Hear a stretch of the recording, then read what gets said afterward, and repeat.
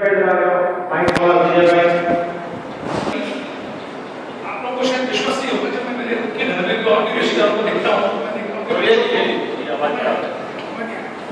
आवाज नहीं आ रहा है उसमें क्लियर है क्या?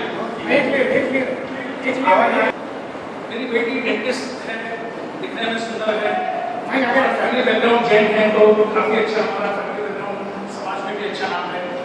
और जैसा मैं हमारे चारों तरफ में देखता हूँ, हमारे रिश्तेदारों में देखता हूँ, बच्चों को छोटी छोटी बातें मारा जाता है। बट मैंने जो भी कुछ मेरा एंटरटेनमेंट था उसके हिसाब से कभी मेरे दोनों बच्चों को, मेरे बेटी को या बेटी को कभी जिंदगी में मारा नहीं, आज तक भी कभी उनके ऊपर हाथ नहीं लगाया। अब शादी का समय आया, हम लोग मैच ढूंढते रहे, तो हमारी कोशिश रही बॉम्बे में कोई हो जाए। तो मेरे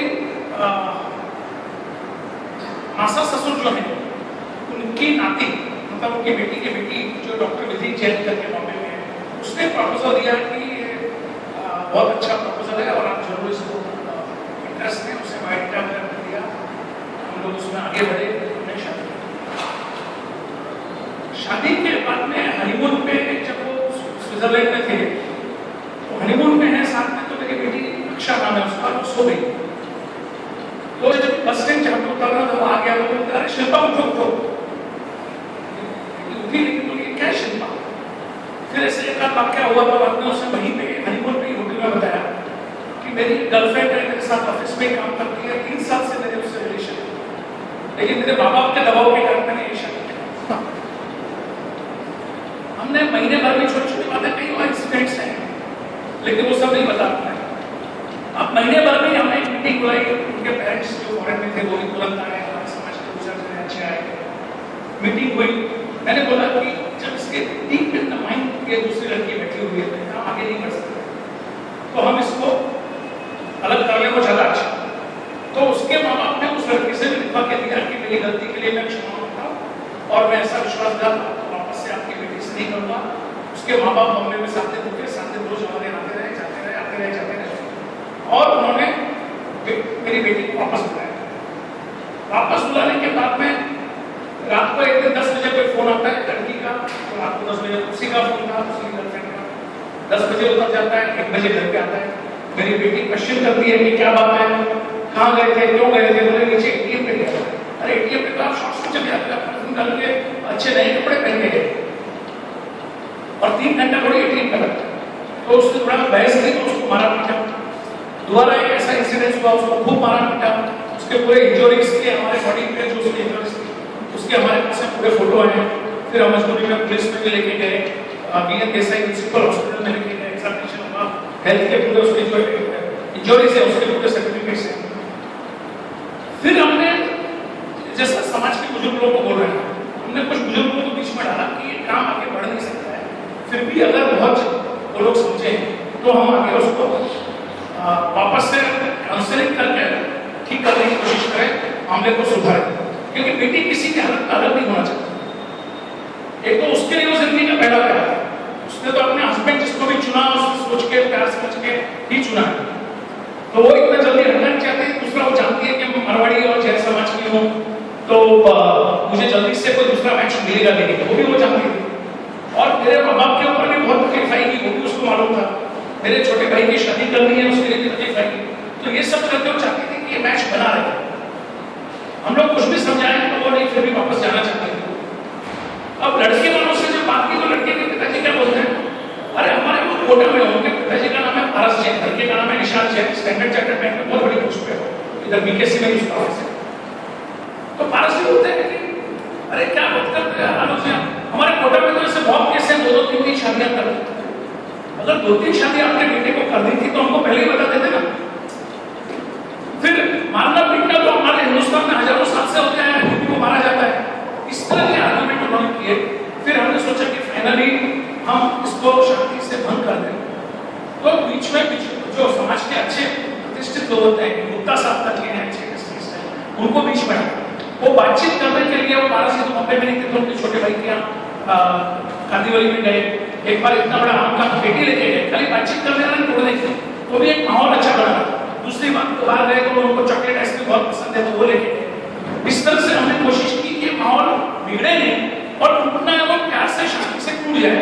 और हमारी सिर्फ डिमांड थी कि हमारा जो शादी का जो सामान उनके यहाँ है, शादी के बाद मेरे बेटी के गहने थे, कपड़े थे और सामान था, बर्तन था, क्रॉकरी था, वो वापस में थे। तो उन्होंने फाइनली बोल दिया कि हमारे पास कुछ है ही नहीं, वो लेके चलिए। संक्षिप्त में आपने आपका कोर्ट में कोई केस हुआ उसी पे आइए और आप क्या चाहते हैं बताया नहीं, अभी सीधा से अब जब इन्होंने इतने नंगे हो गए, उन्होंने बोल दिया कि वो सब लेके चले गए, तो हम लोग फिर पुलिस में एफआईआर कर दिया। पुलिस ने 3 महीने तक हमको 300 धक्के खिलाए, एफआईआर नहीं हुई। आज गणपति चालू है, हम लोग बहुत बिजी हैं, आज ऐसे कमेटी आ रहे हैं, हम बहुत बिजी हैं, ये काम है बहुत बिजी है, वो काम है बहुत बिजी है, हमको बैठा करके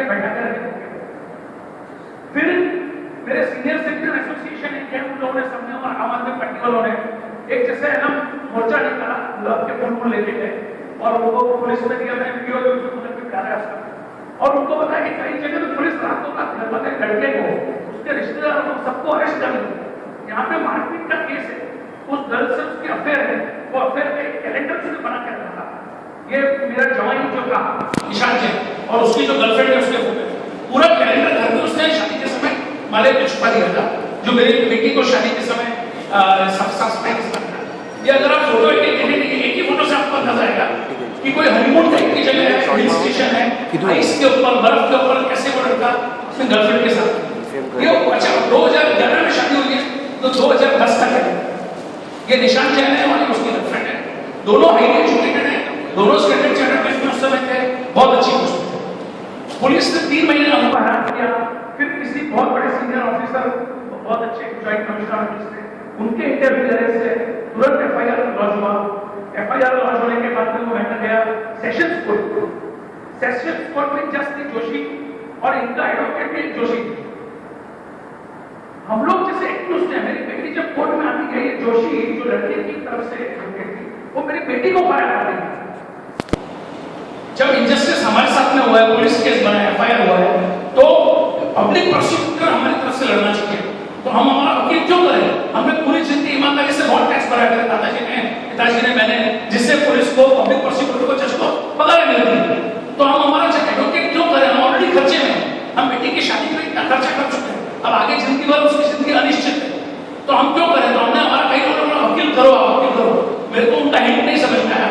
पब्लिक प्रोसिक्यूटर बिल्कुल भी क्यों, वो या तो आवे नहीं, या आवे तो चुप रहे, मुंह लटकाते रहे। 8 महीने हमारे कोर्ट में गए, भगवान की दया से उसके पीछे मैंने प्रेसिडेंट को, प्राइम मिनिस्टर को, चीफ जस्टिस को यूट्यूब पे इसमें उसको जो डालना चाहिए डाला। मैं संक्षेप में बताने की कोशिश कर रहा हूँ कि आप देखिए पूरे एविडेंस के साथ जा रहे हैं। ऐसा भी होता है कि लड़की के साथ में बहुत तकलीफें हुई है, लेकिन कोई एविडेंस नहीं। हमारे पास सब एविडेंस है। सबसे बड़ी तो फोटो है, आपको बाद में किसी को देखना है, सबके साथ आप फोटो देखिए उस लड़की के साथ में कैसे बेशर्मी वाले फोटो। और लड़के लड़कियों की अफेयर हो सकते हैं, लेकिन ऐसा कैलेंडर कोई नहीं बनाता। और जिसको इतना कैलेंडर बनाने का शौक था, आपने उस लड़की को अपने घर पे रखा था, वो अकेला रखा था, तो उसको ये शादी नहीं करनी चाहिए ना, अपनी गर्लफ्रेंड से कर लेगा। और जो 30-40 लाख रुपए कमाता है, उसको माँ बाप की परमिशन की जरूरत नहीं है। 28-30 साल उम्र है, मैरिज कोर्ट में जाके शादी कर सकता था, लेकिन मेरी बेटी की जिंदगी बर्बाद की, हमारी जिंदगी बर्बाद की। अब उस कोर्ट में जज ने मिलकर, उस एडवोकेट ने मिलकर, पब्लिक प्रोसिक्यूटर ने मिलकर हमारा रात नहीं करता। लकीली एक नई जज आ गई, वो बहुत अच्छी थी। फर्स्ट टाइम उसने बोला कि I want to take up this matter today itself. ये कंप्लेनेंट आ रही है, एक्यूज्ड क्यों नहीं आ रहा? आज के आज उसको हाजिर किया जाए तो मैं क्षमा नहीं करता। उसी दिन दोपहर में वो लोग हाजिर हुए, उन्होंने उसी समय एग्री कर दिया। लेकिन अगर जज खड़ा किया तो बहुत कुछ हो सकता है। आपको 10 साल, 20 साल, 30 साल धक्के खाने की जरूरत नहीं। जब जज बिता हुआ होगा है ना, तो आपकी पूरी जिंदगी बर्बाद होगी। अगर पब्लिक प्रोसिक्यूटर एविडेंस के साथ में खड़ा होए, उस लड़के को पहले दिन जेल हो सकती है, क्योंकि मारपीट के पूरे पेपर्स थे, उसके अफेयर के पूरे पेपर्स थे, उसके लव लेटर्स वगैरह थे, सब थे। लेकिन पब्लिक प्रोसिक्यूटर ने क्या हुआ, पुलिस वाले ने किया, पुलिस वाला हाजिर नहीं होता, जज सुनने को तैयार नहीं हमारी बात, पब्लिक प्रोसिक्यूटर हमारी तरफ से बोलने को तैयार। अब ऐसे माहौल में जब नया जज आया और उसने बोला, वो भी लेडी जज थी लकीली, देखिए और कितना अन्याय हुआ। पहली वाली जज जोशी भी लेडी, पब्लिक प्रोसिक्यूटर भी लेडी सेशंस कोर्ट में, और ये सामने वाली एडवोकेट भी लेडी, लेकिन उस लेडी के साथ में, उस बच्ची के साथ में इतना बड़ा है। अब उसने जब बोला कि लोकर को ये मैं सेटल करूं, मेरे साथ में सेक्शन 138 केस में कैसे हुआ, 2 साल तक मैंने केस किसी में किया हुआ था पैसे का, ये उनका चॉइस है, 2 साल तक बैठना पड़ रहा है। एक दिन मैं खुद कोर्ट में चले गया, वकील जब हमारे के लिए जाने के लिए 2 साल लगा। जब एक दिन मैं चले गया, मैं जज के सामने खड़ा हो गया, मैंने बोला आप इस सेक्शन में 130 में बताइए एडजॉर्नमेंट का पावर कहाँ है। तो जज चुप हो गया, मेरे को उसके पीछे से खींचने लगा।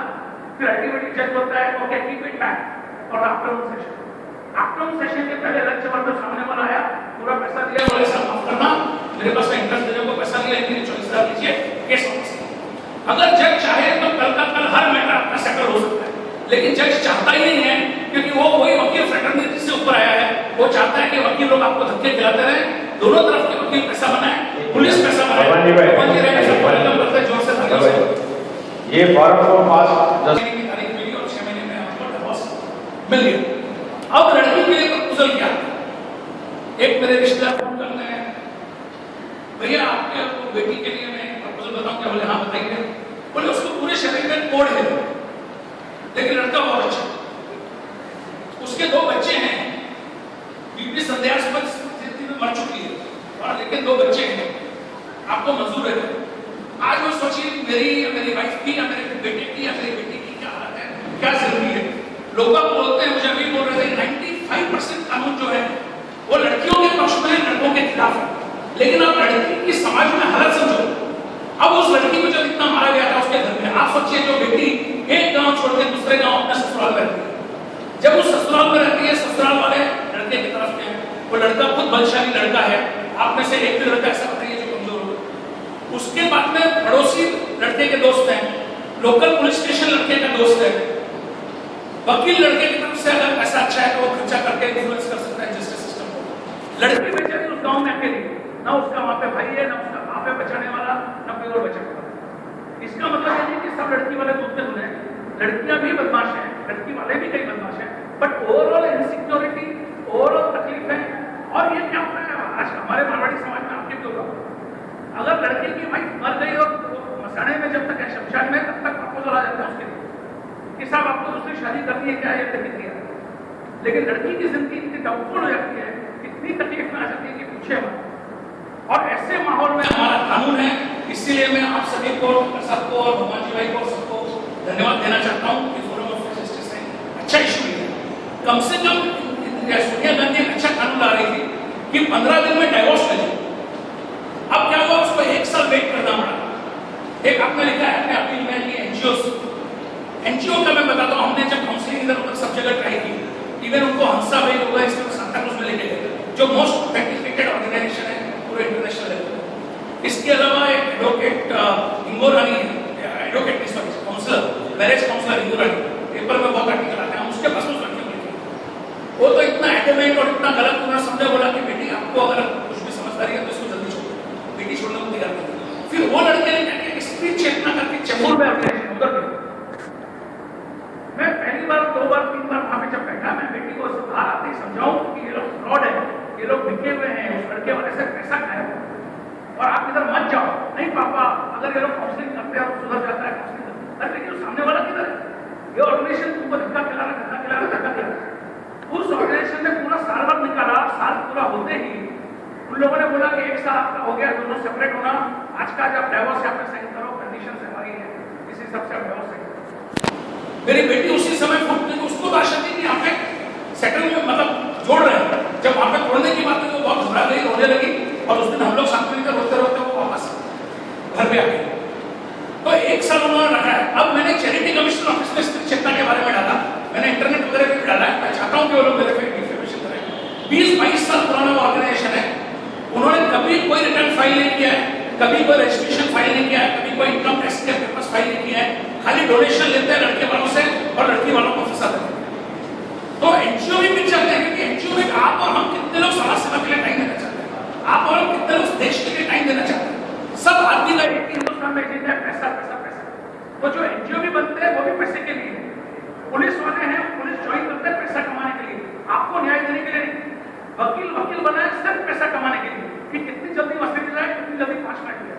आप उस वकील के पास में आशा से आते हो कि आपको बचा लेगा, वो आपको बचाने के लिए, आपकी जेब काटने के लिए। उसी तरह से वहां पे जज है, उसी तरह से यहाँ पे मिनिस्टर है, उसी तरह से यहाँ पे। ये सब चीजों को आप ध्यान में रखिए, अगला कदम उठाएं। सबसे पहली बात है कि आप शादी के पहले ही सच्चाई से अपने बारे में सब बता दें। कोई लड़के नपुंसक होते हैं और शादी कर लेते हैं, कोई लड़के ड्रग एडिक्ट होते हैं, शादी कर लेते हैं, कोई लड़की का कहीं और अफेयर होता है, वो शादी कर लेती है। तो पहली बात तो ये है कि आप लोग जो सच्चा है, मेरे पास में मेरी digambargents.com करके मैट्रिमोनियल वेबसाइट है, एक लड़के को मैंने इतना अच्छा लेटर लिखा हैंड्स ऑफ करके, उसने लिख दिया कि accidentally I have got HIV AIDS and मैं HIV पेशेंट हूं और कोई अगर HIV पेशेंट है उससे मैं शादी करने को तैयार। मतलब इतना आपको क्लियर कट शादी में ट्रांसपेरेंट होना चाहिए।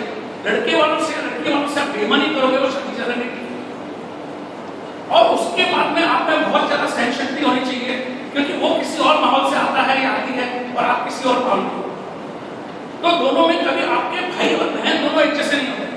मेरे मम्मी और पापा एक जैसे नहीं थे। मैं और मेरे बीवी कभी आज में हम अलग अलग विचारों में, उनको ऐसे कपड़े चाहिए और मुझे ऐसे कपड़े चाहिए, उसको ऐसा खाना चाहिए, मुझे ऐसा खाना चाहिए।